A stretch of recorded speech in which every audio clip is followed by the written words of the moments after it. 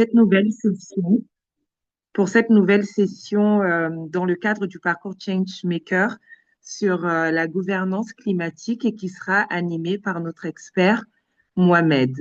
Alors, merci à tous ceux et toutes celles qui viennent de nous rejoindre, notamment notre présidente Tessiga, Camille également, qui est un membre actif de notre collectif.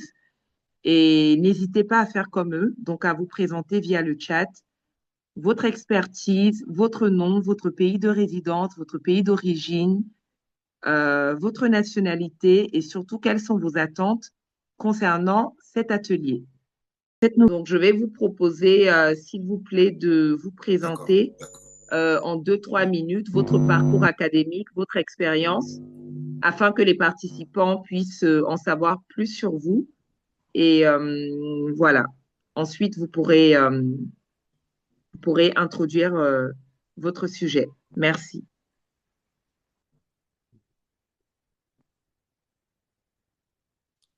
Alors, d'accord, merci beaucoup, Safi, déjà de la parole. Bonjour à toutes et à tous, Mohamed, hein. je vais vous demander, s'il vous plaît, Mohamed, je vais vous demander, s'il vous plaît, avec tous les bruits que vous avez en fond sonore, de parler peut-être un tout petit peu plus fort, mais vraiment plus fort. Sinon, voilà, au niveau du son, on ne va pas bien vous entendre, s'il vous plaît. Donc, si vous pouvez un peu élever la voix. Merci beaucoup. D'accord, merci beaucoup, Safi. Donc, merci, hein. Merci à toutes et à tous. Merci d'avoir été là. Je m'excuse déjà du bruit de fond que Safi me rappelle depuis tout à l'heure. Mais quand même, je pense que cela ne perturbe à rien la manière dont vous m'entendez et que vous pourrez comprendre sur quoi on travaille et réellement revenir avec des questions au fil du temps. Donc, merci beaucoup et bienvenue à toutes et à tous. Moi, je suis Mohamed Diaye et je suis spécialiste en gouvernance.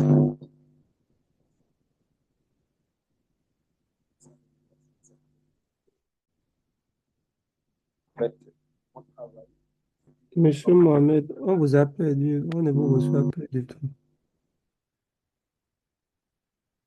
Alors, vous ne m'entendez pas? C'est bon maintenant. Ok, d'accord, excellent. Donc, moi, je suis spécialiste en gouvernance climatique et actuellement, je suis chercheur en climatologie au sein de l'Université Cheikh Anta Diop de Dakar.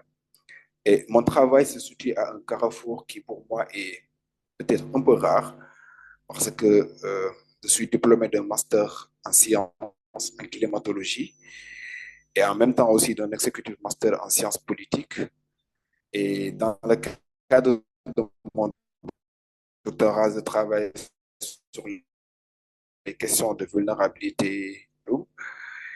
Et concrètement, ce que je fais, c'est que j'accompagne des acteurs privés et publics sur des questions qui sont liées un peu à la résilience climatique, au financement vert,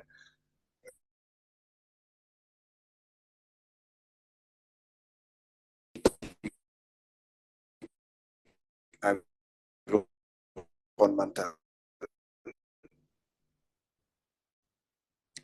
Et, et par rapport à mon expérience, j'ai eu à travailler avec le premier cabinet ouest-africain qui est accrédité, le fond, accrédité comme observateur du secteur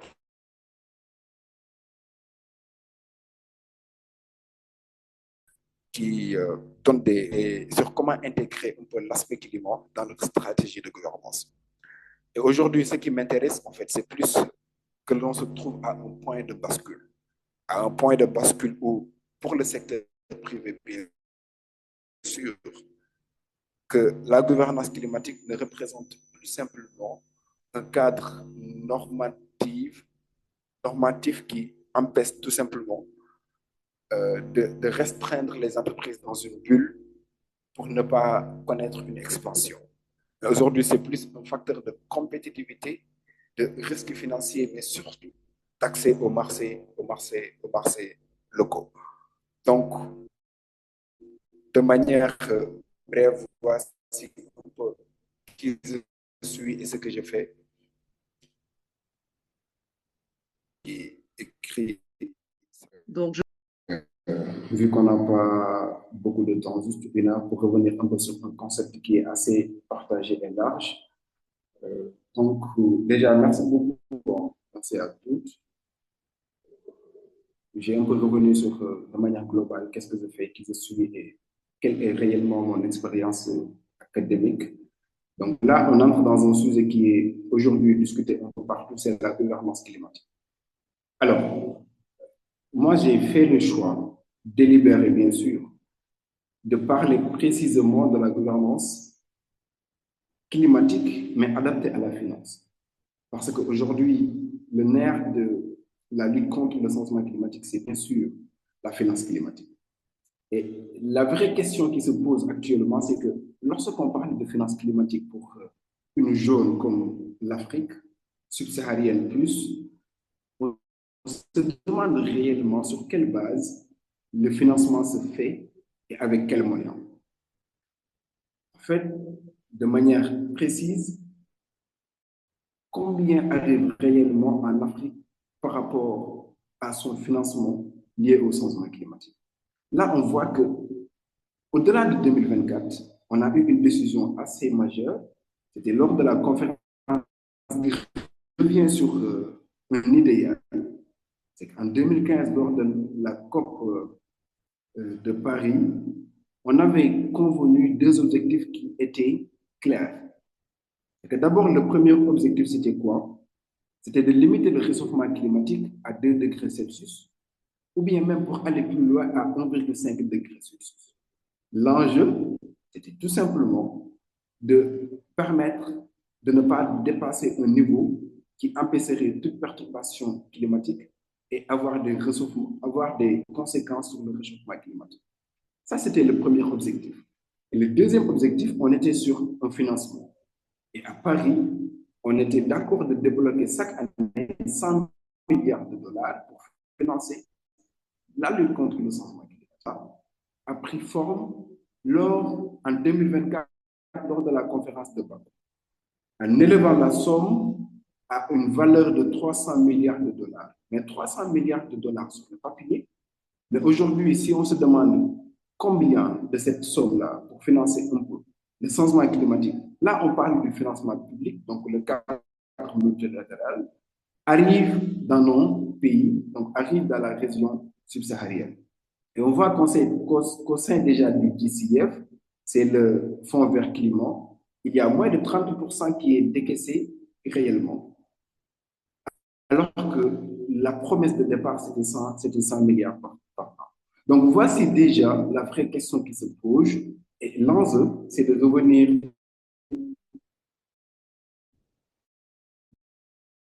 tout au long de l'exposé, surtout le secteur privé ouest-africain, pour tirer profit de ces financements-là pour pouvoir mieux se positionner comme un acteur nouveau. Donc, comprenez déjà que voici le cadre multilatéral qui aujourd'hui guide la lutte contre le changement climatique par rapport à sa finance. Mais la compréhension, c'est déjà à partir de quel niveau on pour pouvoir parler de finances climatiques. La gouvernance est large, mais la gouvernance de la finance climatique se passe par rapport à trois niveaux. Il y a d'abord le niveau 1, c'est qui fixe les règles de la gouvernance climatique. Les règles sont fixées par deux cadres qui aujourd'hui sont sous la bannière de l'ONU. On a d'abord la Convention cadre des Nations Unies sur le changement climatique.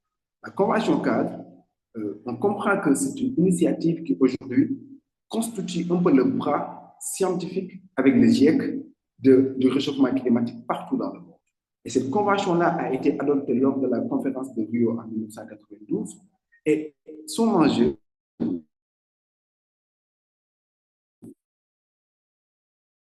c'est de revenir un peu sur les points essentiellement des preuves scientifiques pour pouvoir montrer quels sont les scénarios qui peuvent se présenter dans la lutte contre le changement climatique au fil du temps.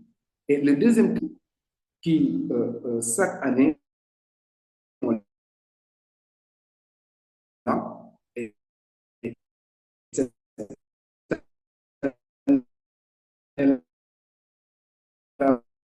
on sera à Turquie pour parler un peu des décisions politiques et règles sont fixées durant ce cadre-là. Donc, lorsqu'on parle d'objectifs de 1,5 degré Celsius, les accords internationaux, lorsqu'on parle des contributions déterminées au niveau national, là, on est sur les décisions politiques qui sont prises. Et ces décisions-là nous permettent de voir quelle est la somme qui sera allouée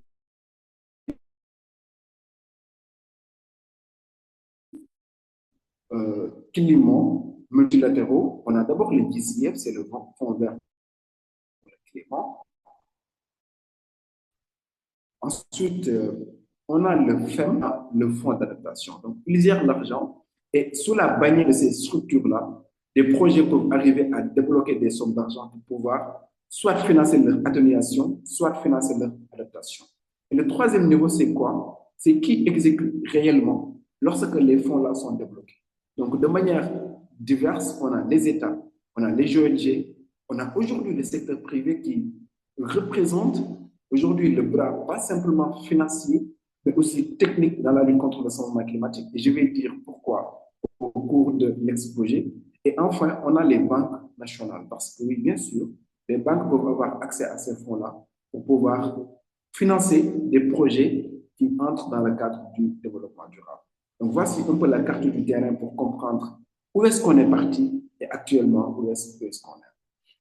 Et une décision majeure, c'est bien sûr le retrait des États-Unis lors de la Convention cadre des Nations Unies en 2026, ce qui impacte réellement le financement public par rapport à la lutte contre le changement climatique. Donc, merci beaucoup. Donc, là, c'est plus le cadre macro. Mais pour le cadre interne, qu'est-ce qu'on fait? Après la conférence de Paris de 2015, chaque État a bien sûr la responsabilité de travailler sur ce qu'on appelle les CDN. Les CDN, ce sont les contributions déterminées au niveau national. Et au niveau national, chaque État dit ce niveau-là, soit de transition, soit d'émission de gaz à effet de serre, pour pouvoir avoir un développement qui est sobre en carbone. Et les CDN, actuellement, on est au niveau de la troisième génération des CDN, donc on parle de CDN 3.0. Et dans cette CDN, il y a des engagements qui sont pris. Par exemple, pour le cas du Sénégal, l'engagement, c'était quoi? C'était de réduire de 30% les émissions d'ici 2030. Et par rapport à ces objectifs-là qui sont fixés, il y a ce qu'on appelle des objectifs qui sont conditionnels et des objectifs qui sont des inconditionnels. De manière brève, pour pouvoir les comprendre, c'est que les inconditionnels, c'est que l'État décide de pouvoir les financer avec son fonds propre. Mais conditionnel, ça veut dire qu'il va falloir bénéficier d'un financement international pour pouvoir arriver à financer les objectifs qui sont fixés, bien sûr. Donc, en fait, par rapport au CDN de chaque État, il y a déjà des ministères qui portent les CDN. Au Sénégal, c'est le ministère de l'Environnement et de la Transition écologique qui y travaille. Et on voit que les CDN doivent être axés par rapport à des normes qui sont internes à chaque État, par rapport à des normes qui sont internes à chaque zone, par rapport à des normes qui sont, en fait, qui sont relevées au niveau régional ou bien au niveau macro. Ça, on le voit aussi au niveau de l'Union européenne, que les CDN qui sont produits actuellement sont plus axés sur la taxonomie verte et sur la conformité CSRD. Donc, et à la fin, les porteurs de projet, c'est que moi, j'ai un projet, le CDN va essayer de comptabiliser mon projet pour dire à la fin quel est le taux de ZES qui est évité et comment est-ce que je peux l'intégrer sur mes objectifs de manière globale pour que ce projet-là, un jour, puisse être financé. Donc, c'est ça un peu le CDN. Donc,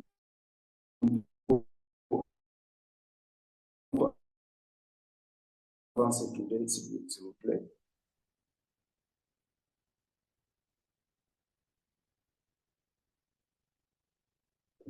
Est-ce qu'on peut avancer tout de suite, s'il vous plaît? D'accord, merci beaucoup. Donc, d'où vient l'argent? par où il passe et qui peut le capter quand on parle de finances climatiques. Alors, il y a quatre ordres qui peuvent nous permettre de comprendre cela. D'abord, le financement bilatéral, qui aujourd'hui commence à gagner du terrain par rapport à des entités qui regroupent soit des États ou bien soit des organisations régionales et pour pouvoir financer la lutte contre le changement climatique. On a le cas de l'AFD, on a le cas de ZIZ, on a le cas de Zika, et on a le cas aussi de CLD. Ça se passe directement avec des accords gouvernementaux. Ensuite, on a le cas du multilatéral. Le cas du multilatéral, c'est ce que j'ai parlé tout à l'heure. C'est lorsqu'on parle du Fonds vert climat, du Fonds pour l'environnement mondial, du Fonds pour l'adaptation et aussi la Banque mondiale. Et donc, on a ensuite les marchés. C'est un peu les obligations vertes qui se préparent et aussi pour le cas du carbone. Par exemple, il y a des taux qui sont évités par des entreprises et ces taux-là, pour avoir un marché idéal, pour pouvoir les vendre et le faire traduire en finance pour lutter contre le changement climatique. Et on voit assez souvent qu'il y a des stratégies nationales aujourd'hui qui se dégagent avec le co-financement public qui permet à des États de financer eux-mêmes leur lutte contre le changement climatique.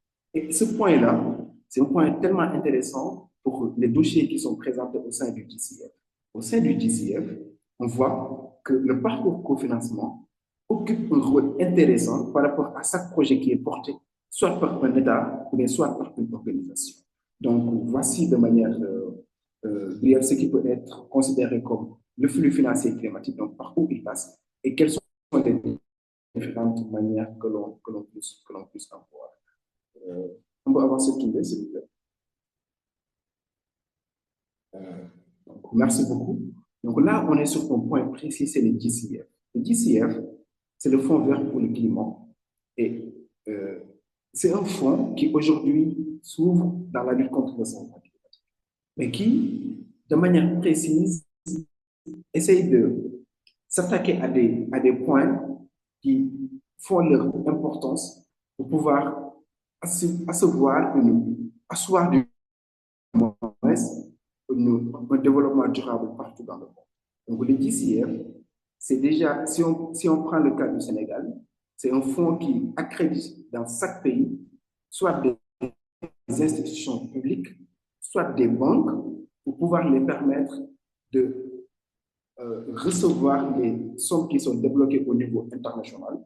Et au sein de chaque État, les porteurs de projets peuvent se rapprocher au sein des entités qui sont accréditées pour pouvoir avoir accès au financement.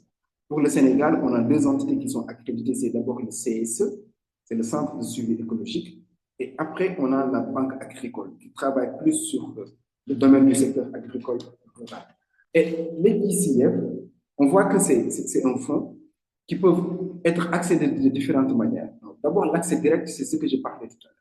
On est dans un État, il y a des entités qui sont accréditées et qui reçoivent des financements de la part du DCF ou bien des fonds qui sont débloqués par le DCF. Et les porteurs de projets nationaux peuvent proposer des projets à être financés sur la base de ces fonds-là. C'est l'exemple de CSE et aussi de la Banque agricole. Mais l'accès aussi peut être international parce qu'il y a aujourd'hui des entités qui sont accréditées au sein de DCF. Si on prend l'exemple de PNUD, si on prend l'exemple de la Banque mondiale, si on prend l'exemple de l'AFD, ce sont des structures internationales, en fait des structures internationales qui ont la capacité de débloquer des fonds au sein de DCF et de pouvoir les présenter à des porteurs de projets pour pouvoir les donner sous forme de dons et après avoir des commissions à la fin. Et la dernière partie, c'est lorsque vous avez un projet qui peut être directement présenté au sein du DCF, mais ça, pour la plupart, ce n'est pas trop conseillé parce que les entités accréditées des DCF ont la responsabilité de voir est-ce que le fonds ou bien est-ce que le projet que l'on tente de mettre en avant répond directement à un point qui est privilégié par le DCF. Parce que le DCF, il travaille sur des points comme par exemple la mitigation, comme par exemple l'adaptation, comme le domaine agricole, comme le développement des infrastructures urbaines, aussi comme l'énergie. Donc, les points focaux, on la responsabilité de voir est-ce que réellement les projets qui sont présentés aillent dans ce cadre-là pour pouvoir être financés. Donc, on peut retenir que l'accès direct et l'accès international sont ce qui est les plus privilégiés pour pouvoir avoir accès à ces fonds-là au sein du DCF. Donc, on peut avancer, s'il vous plaît. D'accord. Donc là, on parle du DCF par rapport aux fonds, aussi par rapport aux projets qui peuvent être financés. Et là, on est sur un point assez précis par rapport à la gouvernance de la finance climatique. C'est que, après l'accord de Paris de 2015, on est arrivé à un niveau où on a valorisé ce qu'on appelle le marché carbone. Et le marché carbone aujourd'hui se trouve sur trois angles assez différenciés. Pour certains, c'est un marché qui aujourd'hui constitue un avantage comparatif pour l'Afrique subsaharienne. Pourquoi? Parce qu'on voit qu'en Afrique, il y a plus de projets RED+ qui se développent, avec un potentiel immense, soit d'évitement, ou bien soit de réduction de taux de zeste qui sont partagés dans l'atmosphère, pour pouvoir être financés les projets qui entrent dans le cadre de la reforestation, dans le cadre du reboisement, ou bien dans le cadre de la restauration des mangroves. Et le marché carbone aujourd'hui se présente sous trois cadres. D'abord, on a des marchés volontaires. Qu'est-ce que cela veut dire? Cela veut dire uniquement que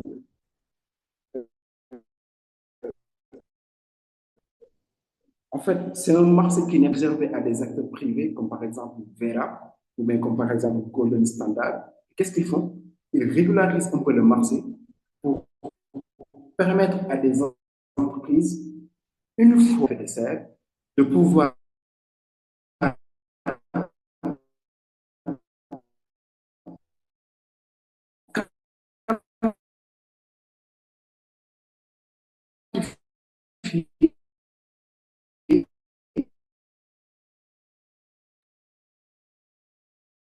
Monsieur Mohamed, on ne vous reçoit plus.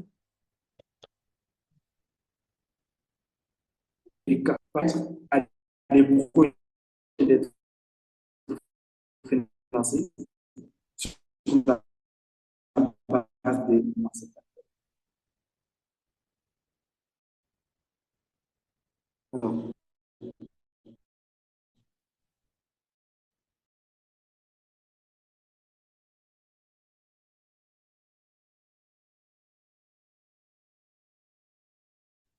Monsieur Mohamed, on ne vous reçoit plus du tout.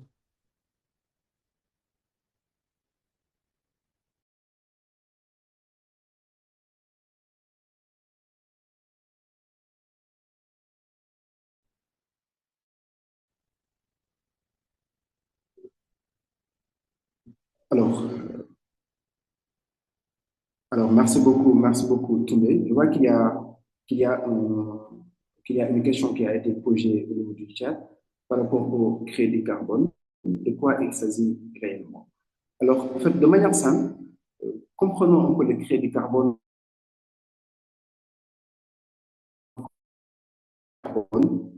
qui est soit évité, soit qui est réduit. Donc, le crédit carbone, de manière simple, c'est que aujourd'hui il y a des projets qui, une fois mis en œuvre, ont la capacité de réduire le taux d'émission de gaz à effet de serre. Et sur la base de ce taux-là qui a été évité, ça peut être proposé à d'autres entreprises qui, peut-être, eux, ont leur objectif d'émission de gaz à effet de serre qui est dépassé, de pouvoir les accepter et de pouvoir les comptabiliser au niveau de leur entreprise. Et le risque avec le crédit carbone, c'est que parfois, surtout avec les marchés volontaires, le départ ont constaté que le même crédit carbone pourrait être vendu à des entreprises différentes. Et au fil du temps, avec la certification qui est issue des cadres comme Gold Standard et Vera, on arrive à encadrer le marché, même si c'est un marché volontaire, pour pouvoir permettre que chaque crédit puisse être vendu une seule fois et non pas deux fois. Donc, ça, c'est un peu le marché volontaire. Et ensuite, on a un marché qui est plus réglementé. Et ce marché-là, c'est pas c'est ce qu'on appelle l'émission trading system. Et c'est plus un marché de conformité. Et ça avance sur une règle de base qui est Cop and Trade. C'est plus réservé à des grosses entreprises, à des firmes multinationales qui aujourd'hui ont la capacité de dépasser des objectifs qui sont fixés par rapport à des limites d'émissions de gaz à effet de serre. Donc, ce marché-là est ouvert pour pouvoir permettre d'accepter des crédits carbone et de pouvoir les mettre en pratique au sein de leurs entreprises. Donc, c'est que l'enjeu premier, c'est que pour ce marché-là, il y a d'abord le prix de carbone qui est obligatoire pour chaque entreprise à l'interne. Et pour pouvoir dire que peut-être par rapport à mon ambition annuelle, si j'arrive à dépasser mon niveau d'émission de gaz à effet de serre, je pourrais accepter des crédits pour pouvoir les complémenter. Donc, c'est un marché qui est aussi réglementé. Et le troisième marché, là, c'est plus le cadre bilatéral entre des États. Aujourd'hui, il y a le Sénégal qui développe un projet de BRT, de bus rapid transit, et on sait que le BRT marche plus avec l'électrique. Donc, il y a taux d'émission de gaz à effet de serre qui est évité, mais le Sénégal, par rapport à une collaboration bilatérale, peut mettre en avant le taux qui est évité pour pouvoir le présenter à un autre État qui va le prendre et qui va traduire ça en finance par rapport à d'autres projets que le Sénégal peut développer au fil du temps. Donc, voici en fait de manière résumée un peu sur quoi l'article 6 de l'accord de Paris nous mène et par rapport au marché carbone qui aujourd'hui constitue une branche considérable dans la finance climatique. Donc, on va y revenir, mais je pense que Koundé pourrait avancer au fil du temps.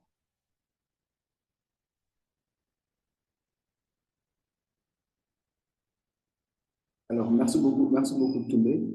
Donc, là, c'est qu'on a un marché qui est régulé, on a la finance climatique qui se développe, on a des initiatives comme par exemple le marché carbone, mais ce qui ne se mesure pas actuellement dans l'entreprise se perd. C'est pourquoi le reporting aujourd'hui nous mène à des concepts qui sont assez variés. À des concepts qui sont assez variés et qui commencent à être des concepts majeurs, même si on est en Afrique. Aujourd'hui, on a compris qu'être en Afrique et parler un peu de finances climatiques pour le secteur privé, on est un peu en retard si on se compare avec le cadre européen ou bien tout simplement le cadre occidental. Mais on a aujourd'hui des outils qui, aujourd'hui, mesurent les ambitions ou bien mesurent les actions qui sont directement appliquées au sein. On va mieux attirer notre attention, c'est le TCFD. Le TCFD, c'est le Task Climate qui, pour les banques et investisseurs, aujourd'hui, on existe déjà. C'est tout simplement une mesure qui actuellement est appliquée pour pouvoir permettre de voir comment est-ce que l'entreprise, au départ, la question c'était, c'est l'entreprise qui impacte sur le changement climatique. Parce que l'entreprise travaille avec son énergie, il y a des taux d'émissions de gaz à effet de serre, et à la fin, ça implique des conséquences néfastes sur le climat. Mais aujourd'hui, l'enjeu est contraire. Aujourd'hui, l'enjeu, c'est de voir avec le TCFD comment, par exemple, le changement climatique peut impacter les actifs de l'entreprise. Donc, on a compris qu'il y a des conséquences du réchauffement climatique, mais comment, ou bien à quel niveau, l'entreprise présente des risques par rapport à tous ces actifs. Et aujourd'hui, reviennent et qui constituent d'une bonne mesure de TCFD impliquée à l'entreprise, que ce soit le secteur privé ou bien que ce soit les organisations internationales. Mais là, c'est plus valable pour le secteur privé. Et pour le secteur privé, on a 4 piliers du TCFD qui aujourd'hui sont devenus primordiaux. C'est d'abord la gouvernance, ensuite la stratégie, ensuite la gestion des risques et enfin les métriques. Donc, on avance sur l'autre slide tombé et on revient sur ces concepts-là qui permet à chaque entreprise de pouvoir appliquer le TCFD au sein de sa boîte. Donc, ici, le TCFD, c'est tout simplement une initiative qui a été développée au niveau international. Et donc, comme je l'ai dit tout à l'heure, aujourd'hui, lorsqu'on parle de Task Force Compliance Related Financial Disclosure, c'est plus une logique qui essaye de voir, mais à quel niveau les conséquences actuellement du réchauffement climatique constituent des risques pour l'entreprise. Et comment l'entreprise peut être une initiative de réponse par rapport au changement climatique, ne serait-ce que pour protéger ses propres actifs. Et en pratique, il y a 4 piliers que chaque entreprise peut-être sur lesquels peuvent travailler pour pouvoir essayer de voir comment mieux améliorer sa stratégie de réponse par rapport au changement climatique. D'abord, la gouvernance. C'est qu'aujourd'hui, c'est devenu primordial, au-delà de la compréhension du cadre international et des différents marchés comme le marché carbone, c'est dire que dans chaque entreprise, la gouvernance doit être au courant des risques qui guettent les actifs de la boîte. Par exemple, est-ce que vous avez au sein de votre conseil d'administration un comité, ne serait-ce que même ad hoc ou bien restreint, qui supervise les risques climatiques?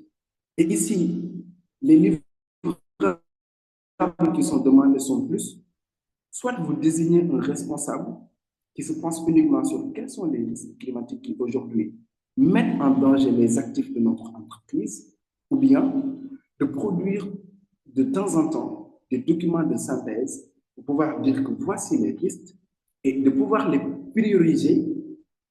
Et comme ça, l'entreprise a un regard global, pas simplement sur les aspects internes, mais aussi sur les aspects externes. Parce que lorsqu'il y a une inondation quelque part, ou bien lorsqu'il y a des vagues de chaleur, ça peut avoir nettement des conséquences sur certaines entreprises qui sont exposées face à ces genres de risques-là. Donc, le premier pilier, c'est quoi? C'est la gouvernance. Faites en sorte qu'au sein de votre entreprise, vous avez ne serait-ce qu'un comité, même si c'est restreint, qui parfois revient un peu sur quels sont les risques climatiques, les prioriser et décliner ne serait-ce que des objectifs à atteindre pour pouvoir. Et le deuxième pilier, c'est la stratégie. Après avoir compris que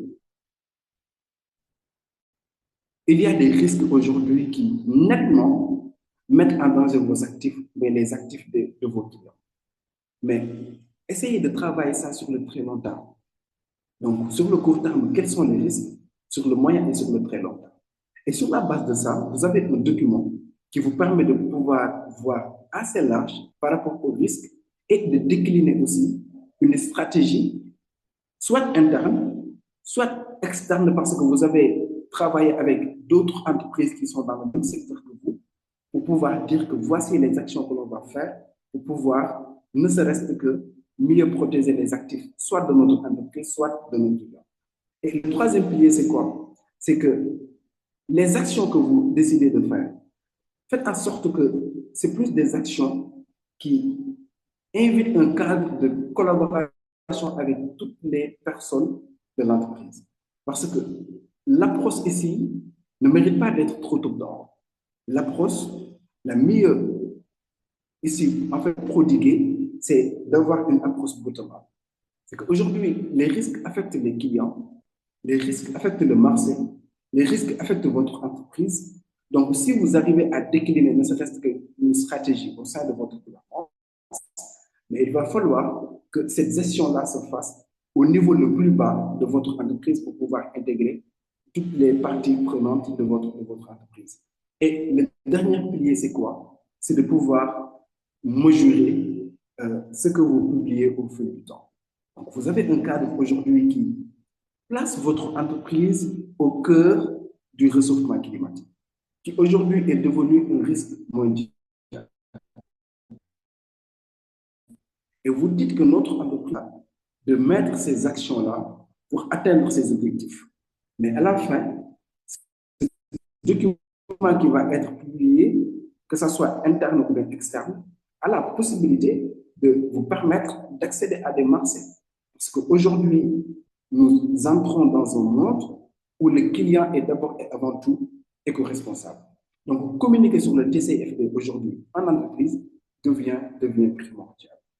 Donc, c'est un peu ça en pratique. On va essayer de voir un cas concret par rapport TCFD qui est appliqué par rapport à l'autre slide. Mais avant, carrément, mais avant, je voulais que vous répondiez à ce quiz qui ne vous prend pas peut-être une minute pour peut-être mesurer un peu la compréhension ou soit de revenir sur quelques explications de base s'il le faut. Donc ici, la question c'est que aujourd'hui, vous êtes dans une entreprise N'hésitez pas à qui exporte participer au vers quiz. l'Union européenne. D'accord. Vous pouvez répondre, s'il vous plaît, au niveau du chat. Donc, aujourd'hui, vous êtes une entreprise ouest-africaine qui exporte vers l'Union européenne. Et son partenaire européen lui demande un reporting climatique. En priorité, c'est quel cadre qui s'applique en priorité? Donc, vous avez 4 réponses. A, le protocole de Kyoto.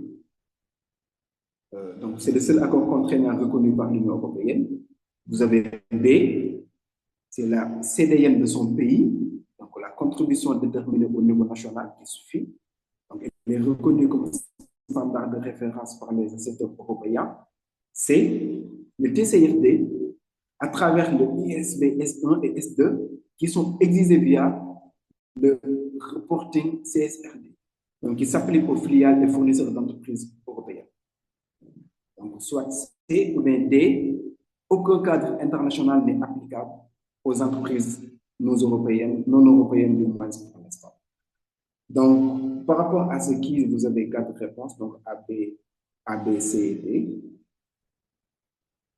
Donc, vous pouvez répondre dans le chat, s'il vous plaît.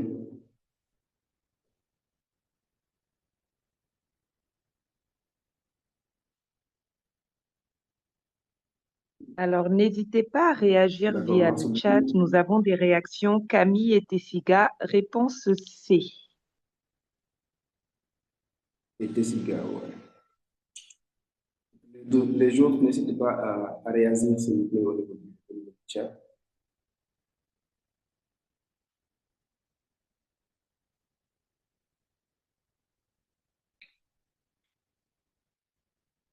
Alors, c'est bien, je vois déjà qu'il y a des réponses qui ont été données par nos experts qui sont ici. Et oui, c'est bien sûr le cadre TCFD qui, lui, s'applique aux filiales et fournisseurs d'entreprises européennes. Donc, merci beaucoup pour votre réponse par rapport à cette question-là, Tessiga et Camille. Donc, merci beaucoup. Donc, on peut avancer, s'il vous plaît, tous les. Donc, ici, nous avons un cas pratique de TCFD qui est plus appliqué par rapport à une banque. Donc, nous prenons l'exemple de EcoBank. Donc, c'est EcoBank International qui se trouve à Lomé et par rapport à la finance climatique. Donc, là, au départ, on parlait tout simplement d'un cadre multilatéral de financement au sein des États. Mais aujourd'hui, on voit que le secteur privé commence à prendre les devants sur la finance climatique actuellement. C'est un intérêt comparatif par rapport aux autres entreprises. Et voilà ce que EcoBank a réussi. EcoBank a réussi à avoir un financement parce que pour cette banque-là, lorsqu'on parle de l'intégration climatique, ça ne représente plus simplement un coût de conformité. Pour cette banque, c'est plus un investissement d'accès au capital. Et à travers cette réponse-là, EcoBank a multiplié par 3 ses lignes de financement en 24 mois. En faisant quoi? Aujourd'hui, sur un cadre qui est restreint aux services bancaires, mais d'abord et avant tout, on a posé le cadre, le diagnostic. Donc, ce diagnostic-là, ce n'est pas tout simplement réservé au milieu bancaire. Ce diagnostic-là, aujourd'hui, est élargi à beaucoup d'entreprises pour pouvoir poser le cadre et ne serait-ce que voir dans quelle mesure mon taux d'émission de carbone se trouve et quelles sont les initiatives que je peux mettre en œuvre. Et l'autre point, c'est de cartographier les différents risques qui tournent autour de votre activité ou bien de votre entreprise. Et le deuxième point, c'est de faire en sorte d'avoir des références qui s'alignent par rapport au TCFD, par rapport au Task Climate. C'est dire que, et ce que EcoBank a fait, c'est qu'on est arrivé à un niveau où EcoBank a exigé un rapport annuel. Et sur cette base-là, on a la gouvernance du risque climatique au niveau du board, on a des scénarios de transition et on a aussi des métriques publiées. Donc, c'est ce qu'on parlait tout à l'heure. Donc, on a des données qui sont publiées au fil du temps, mais le rapport annuel de l'entreprise EcoBank, aujourd'hui, s'aligne nettement sur un cadre qui présente quels sont les risques climatiques qui peuvent affecter les actifs ou bien notre entreprise. Et ce qui a permis à EcoBank d'élaborer un cadre d'émission obligataire vert. Donc, via ce cadre-là, la banque dit que nous avons peut-être un portefeuille qui se base sur des secteurs qui peuvent voir que ces secteurs-là sont l'énergie renouvelable, l'agriculture climato-intelligente, nous avons les infrastructures aussi résilientes. Et avec la taxonomie. Donc aujourd'hui, l'EcoBank a commencé par quoi? Par un diagnostic carbone et une cartographie des risques. Ensuite, il l'a aligné avec le TCFD pour ne serait-ce qu'être sur la base qui commence à être reconnue au niveau international. Et après, sur la base de ces données-là, la banque a lancé une émission obligataire verte, mais qui se base sur des secteurs prédécités de l'OFA, et ce qui lui a permis d'avoir un financement en 2023 de 125 milliards de dollars. Et l'enjeu ici, c'est que EcoBank est la première banque ouest-africaine à réussir, et francophone, à réussir à se positionner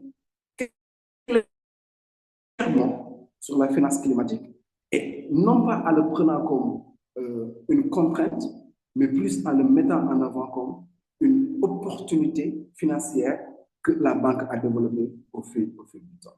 Donc, l'exemple de EcoBank aujourd'hui nous prouve que lorsqu'on parle de finance climatique actuellement, ça a dépassé le cadre multilatéral pour faire son entrée en jeu sur simplement le cadre privé. Donc, ça, c'était un cas pratique pour essayer de comprendre réellement quelles sont les initiatives qui sont prises et comment cette banque-là a commencé à le mettre. D'accord, merci beaucoup, Safi. Donc là, on avance sur ce qui est récent. C'est un peu par rapport à ceux qui aujourd'hui sont dans le secteur privé, des initiatives que l'on a besoin de comprendre pour pouvoir, ne serait-ce qu'ajuster notre stratégie d'entreprise par rapport à des décisions qui sont prises récemment. Lors de la COP30 de Belém 2025, là, on voit qu'on a des initiatives et qu'il y a des opportunités aujourd'hui qui deviennent des fenêtres que le secteur privé peut utiliser pour pouvoir mettre en avant son développement. C'est qu'au niveau de Belém, on a eu une décision majeure, c'est qu'on a décidé de financer l'adaptation en le multipliant par 3. C'est qu'aujourd'hui, lorsqu'on parle de la zone ouest africaine, on a compris qu'entre l'adaptation et l'atténuation, c'est l'adaptation qui a beaucoup plus besoin de financement. Et lorsqu'on parle que le financement de l'adaptation a été multiplié par 3, cela veut dire qu'aujourd'hui, c'est une fenêtre qui s'ouvre par rapport à des entreprises, par rapport à des banques, ou bien par rapport à des organisations qui sont au niveau de l'Ouest africain. C'est dire qu'on va passer nettement de la somme qui a été décidée dès la base pour financer l'adaptation pour aller à une somme qui le dépasse ou qui le triple. Donc, c'est déjà une opportunité. Et si une boîte a la capacité aujourd'hui de s'aligner avec le TCFD, elle peut réellement concourir pour pouvoir avoir accès à ces financements-là, soit mettre en avant des projets elles-mêmes, soit permettre à des porteurs de projets de pouvoir les mettre en avant en les permettant d'avoir accès au guichet de financement des fonds multilatéraux. Donc ça, c'est la première initiative de Belém. Mais ce qui constitue un signal aussi au Belém, c'est qu'on est toujours sur ce débat-là d'engagement non contraignant sur la sortie des fossiles. Donc, ce qui veut dire qu'il y a des points qui restent par rapport aux COP qui se préparent, comme par exemple à Antalya en Turc, pour pouvoir essayer de voir comment est-ce que vous pourrez intégrer réellement le développement des fossiles comme un cadre contraignant et de pouvoir le limiter au niveau international. Et le troisième point, c'est qu'aujourd'hui,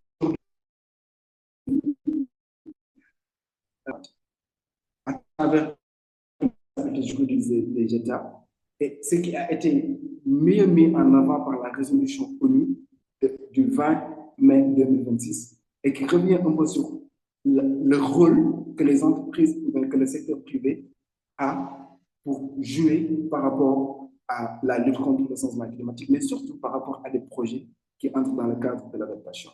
Et ce qui devient un point essentiel dans la gouvernance de la finance climatique, c'est qu'aujourd'hui, la question du genre, quel que soit le projet que vous portez, que ce soit un projet pour l'international, il est devenu urgent de pouvoir mettre en avant l'aspect genre du projet. Et c'est devenu une nouvelle conditionnalité au sein du DCF. Et au sein du DCF, pour cette fin, il y a un formulaire à remplir pour pouvoir être financé. Et pour le DCF, vous remplissez le formulaire et au moment où vous décrivez votre projet, vous avez besoin d'être précis sur comment vous mettez en avant la question du genre par rapport au projet que vous décidez d'exécuter. Si une fois les fonds sont débloqués. Donc, voici un peu le cadre du BLM qui revient un peu sur, de manière globale, où est-ce qu'on est actuellement sur la question des négociations du changement climatique et où est-ce que réellement on doit aller d'ici les prochaines années. Donc, merci beaucoup, Koundé. Vous pouvez avancer, s'il vous plaît.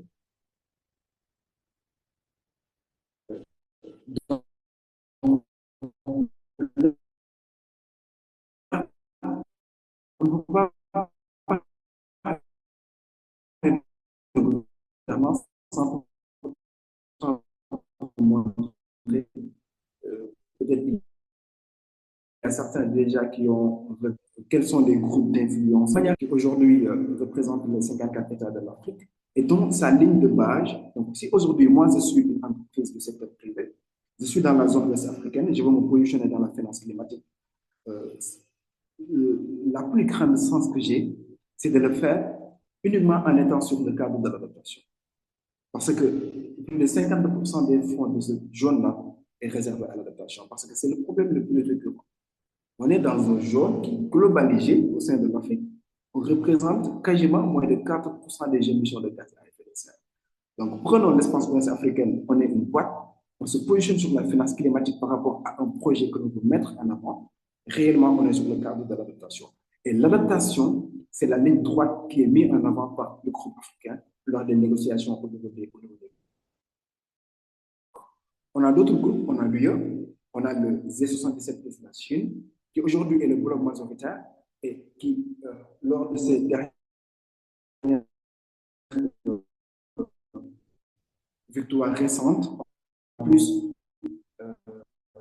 le financement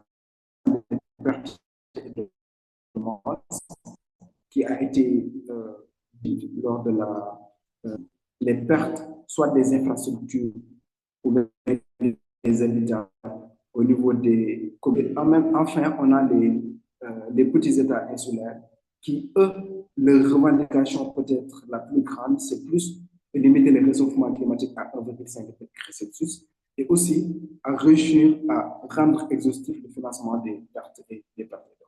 Mais ce qui nous concerne ici pour le secteur privé, c'est qu'on se positionne au même moment que le groupe africain avec une ligne qui se passe sur l'adaptation, dont les projets qui sont portés sont uniquement mis en avant dans le secteur d'adaptation pour avoir espéré un financement sur l'adaptation par rapport à la finance climatique. Donc ça, c'est un peu les coalitions qui comptent. Donc on va avancer. Donc ici aussi, c'est un cas pratique. Donc c'est le dernier cas pratique que l'on va voir. Aujourd'hui, vous êtes dans le secteur de la finance climatique, que ce soit le secteur privé ou bien le secteur public. Vous portez en vous un projet. Prenons le cas d'un projet d'adaptation côtière ouest africain. Donc, par où vous devriez passer pour pouvoir ne serait-ce qu'avoir avoir accès du moins à ces guichets de financement. Le premier point, c'est déjà le cadre et le besoin. C'est que vous êtes une entreprise, vous portez un projet. Donc, euh, aujourd'hui, la première initiative, vous portez un projet, faites en sorte que le projet soit intégré déjà au cadre qui est déterminé par une contribution déterminée du pays dans lequel votre entreprise est. C'est la première chose. Et la deuxième chose, c'est de justifier ce qu'on appelle le climate rationnel. Le climate rationnel, ça veut tout simplement dire que vous avez un projet actuellement, mais est-ce que le projet répond réellement? Oui, je suis là, Armand. Est-ce que vous me recevez? C'est bon maintenant. Vous pouvez D'accord, continuer. excellent, merci. Donc, le deuxième,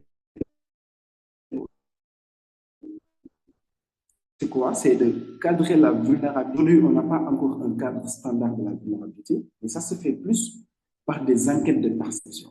Ça se fait plus par expliquer ce qu'on appelle le climate rationnel.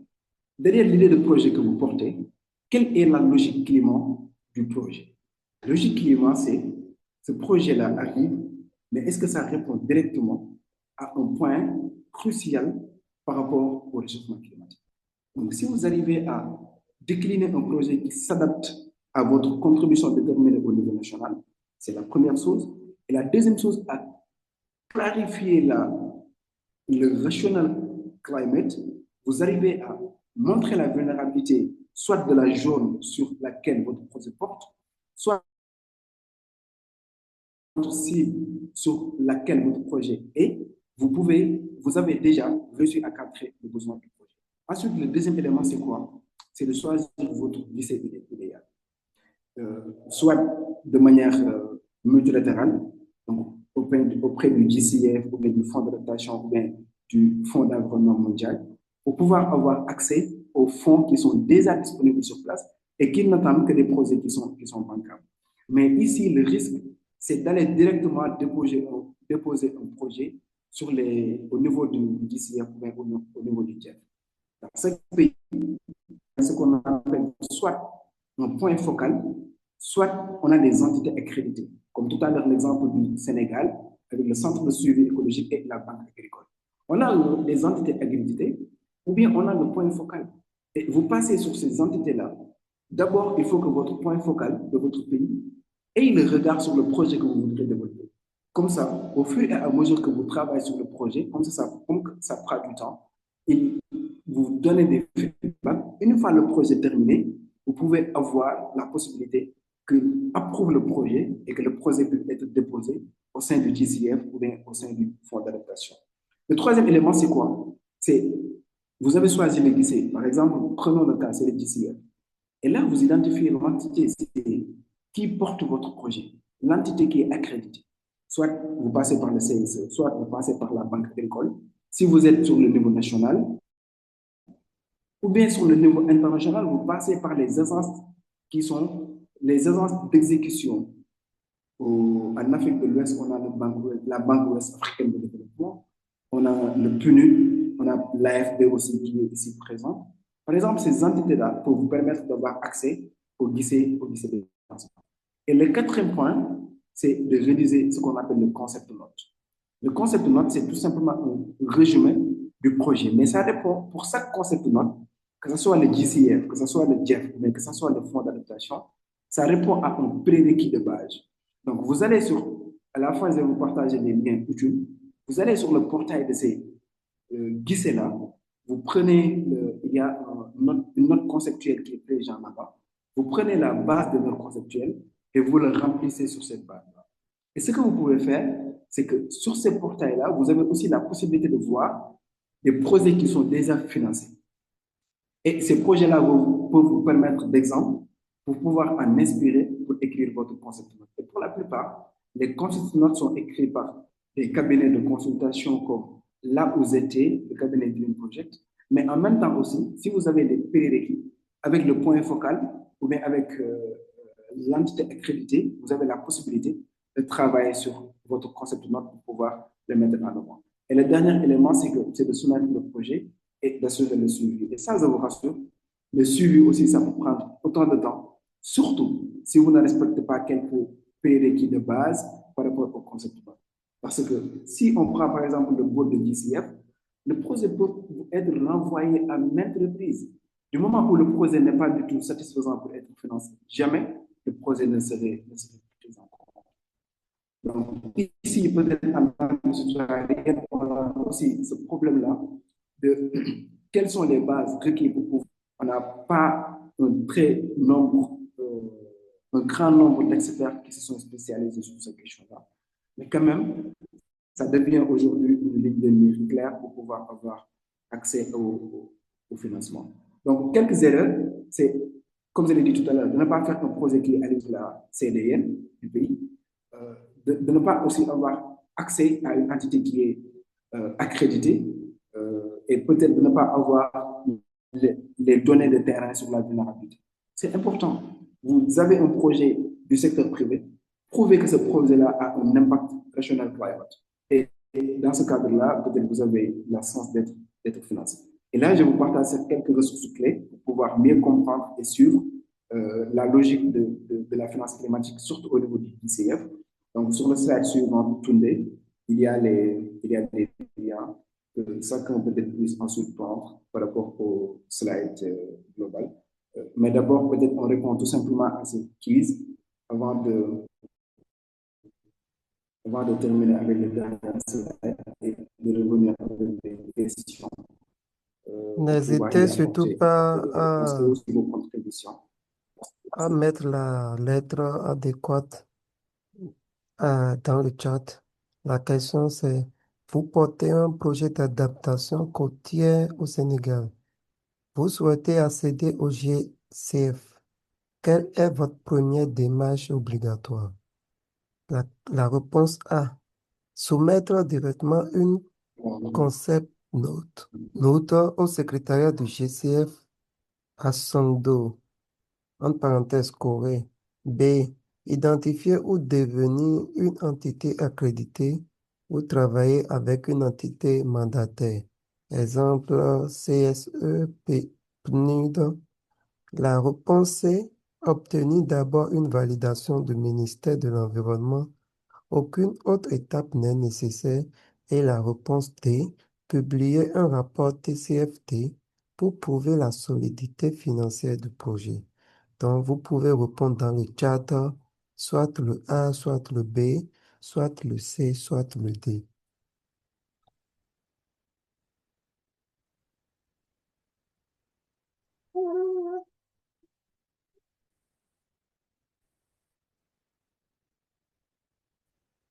Chers participants, nous vous prions de réagir. Nous avons quelques réactions déjà.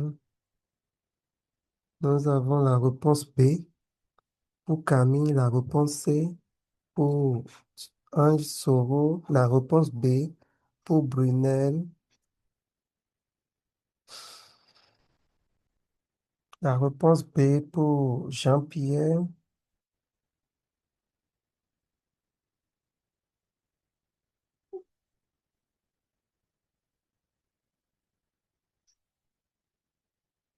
Monsieur Mohamed,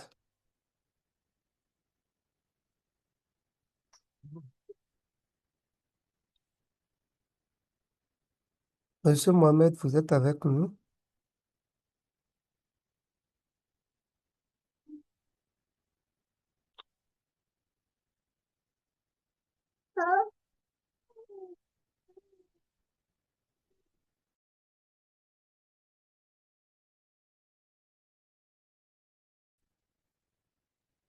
Monsieur Mohamed, Alors, vous pouvez, vous vous nous pouvez répondre au recevez? niveau du. Oui, je suis là. Ok, nous avons déjà eu quelques Vous pouvez réponses. répondre au niveau du chat, s'il vous plaît. Oui, nous avons déjà quelques réponses, à savoir, on a la question B pour Camille, C pour Ange, B pour Brunel et B pour Jean-Pierre.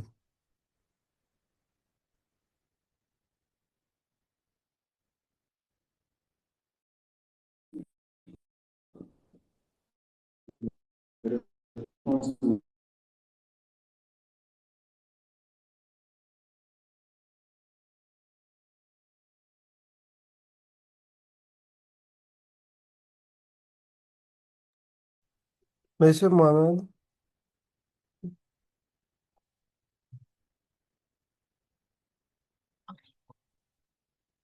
je pense qu'il y a quelques soucis de connexion. On va se reconnecter rapidement.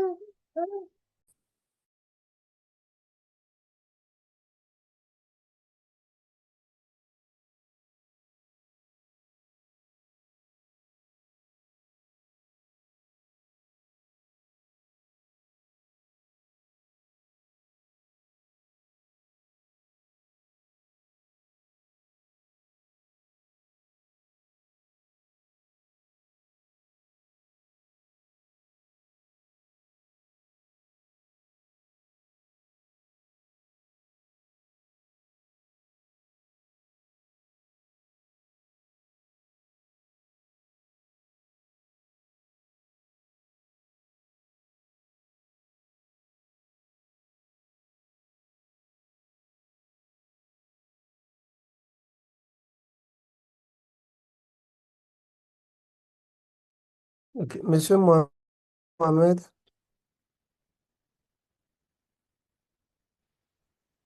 on ne vous entend pas toujours. Ouais, ouais, là, tout à l'heure, j'étais déconnecté, le réseau n'était pas trop stable. Ok, c'est bon maintenant. Donc, je disais tantôt qu'il y a des réponses. Ok, d'accord. La réponse B puis la réponse C pour certains. Je vous passe la parole pour la suite.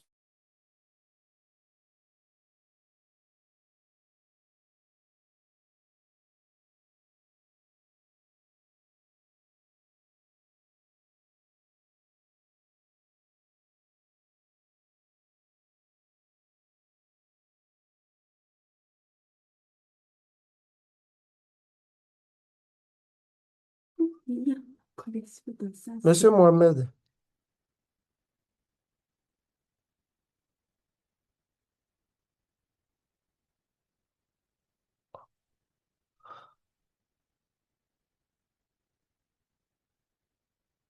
c'était ce dont il parlait, les quelques outils sous ces ressources dont il parlait.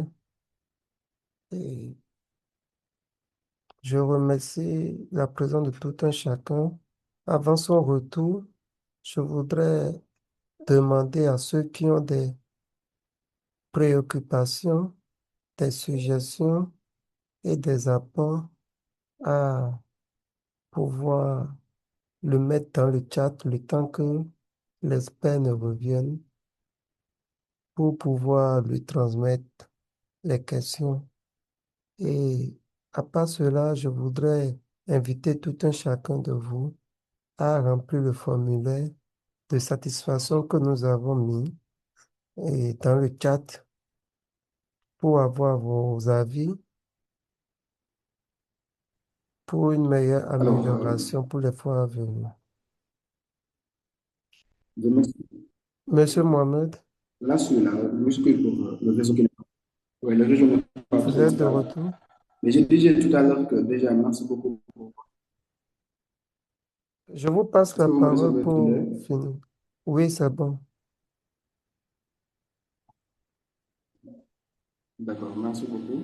Donc, déjà, merci pour vos réponses. Oui, effectivement, la bonne réponse, c'est le B.